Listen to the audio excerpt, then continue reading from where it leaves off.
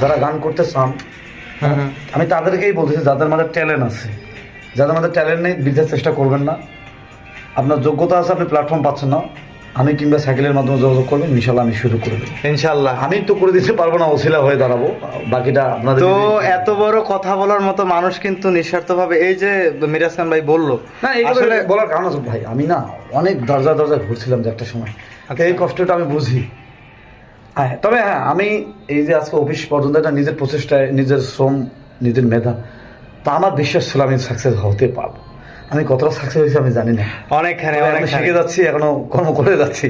আর এলাকার জনপ্রিয় মুখ প্লাস বাংলাদেশের মধ্যে, সারা বাংলাদেশে আমি এমন কোনো জায়গা নাই, আমি ঢাকা শহর কিন্তু অনেক ঘুরছি, তো সব জায়গায় একটু হলেও একটা কম্পিউটারের দোকান হলেও কিংবা মাইকিং হোক, তার সাথে ব্যাকগ্রাউন্ডে মিরাজ খান ভাইয়ের সেই গানটা আমি শুনছি, তো এটাই ভালো লাগা।